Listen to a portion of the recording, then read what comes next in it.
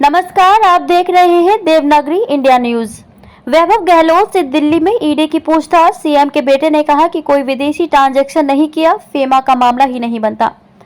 CM Ashok Gehlot के बेटे और राजस्थान क्रिकेट एसोसिएशन आरसीए अध्यक्ष वैभव गहलोत सोमवार सुबह दिल्ली स्थित प्रवर्तन निदेशालय ईडी में पेश हुए।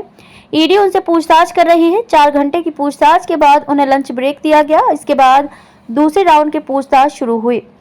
पहले राउंड की पूछताछ के बाद वैभव ने कहा कि कोई विदेशी ट्रांजैक्शन नहीं किया, फेमा का मामला ही नहीं बनता। ईडी ने 25 अक्टूबर को वैभव गहलोत को समन भेजकर foreign exchange regulatory act FEMA के उल्लंघन के मामले में पूछताछ के लिए बुलाया था। वैभव ने पेश होने के लिए 30 अक्टूबर तक का समय मांगा था। वैभव वकीलों की राय लेने के बाद खुद की कंपनियों से जुड़े दस्तावेज के साथ ईडी के सामने पेश हुए हैं। फेमा में समन जारी करने पर उठाए सवाल। वैभव गहलोत से ईडी ने पहले राउंड में करीब 4 घंटे सुबह 11 से दोपहर 3 बजे तक पूछताछ की। पहले राउंड की पूछताछ के बाद 1 घंटे लंच के लिए समय दिया गया। लंच ब्रेक के बाद फिर से पूछताछ शुरू की। वैभव बोले कि मैंने और मेरे परिवार ने कोई विदेशी ट्रांजैक्शन नहीं किया, फेमा का मामला नहीं बनता। मुझे फेमा के मामले में ईडी ने समन दिया था। फेमा से जुड़े मामले में ही पूछताछ की है। मेरे और मेरे परिवार ने कोई विदेशी लेन देन नहीं किया। फेमा में ये समन ही गलत है। मुझे केवल पूछताछ के लिए पेश होने के लिए 1.5 दिन का समय दिया गया। मुझे और टाइम मिलना चाहिए था। मनी लॉन्ड्रिंग और मॉरिशस लिंक पर रहेगा पूछताछ का फोकस।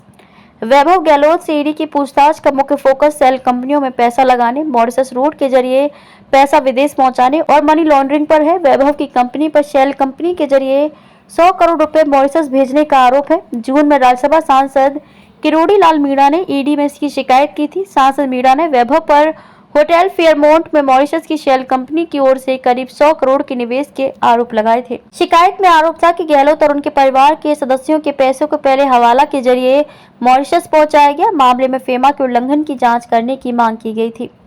वैभव ने कहा कि ट्राइटन से मेरा संबंध केवल टैक्सी सर्विस का है।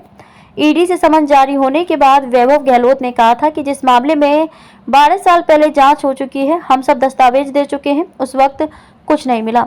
अब चुनाव के समय उस मामले को फिर उठाया गया है। ट्राइटन से संबंध पर वैभव ने कहा था कि ट्राइटन होटल से मेरी कंपनी का व्यावसायिक संबंध केवल टैक्सी दिलाने तक का है, जो आज भी है।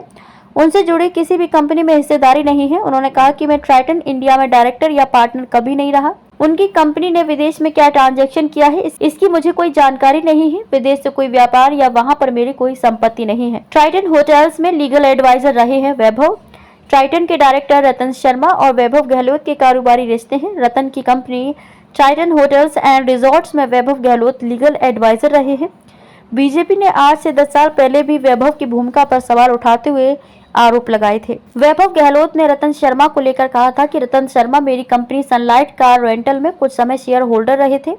बाकी जिन लोगों के नाम लिए जा रहे हैं उनसे कोई व्यावसायिक संबंध नहीं रहा है।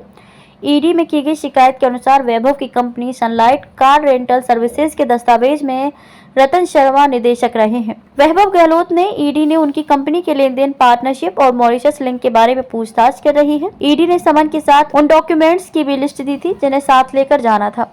वैभव और उनके परिवार के मेंबर जिन कंपनियों में डायरेक्टर हैं, उनका पूरा ब्यौरा मांगा है। वैभव की कंपनियों और उनके लेन देन के ब्यौरे Triton hotels and resort company के साथ लेन देन का शुरू से लेकर अब तक साल दर साल पूरा ब्यौरा मांगा है।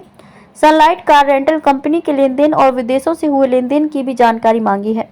देवनागरी इंडिया न्यूज से जुड़ने के लिए धन्यवाद।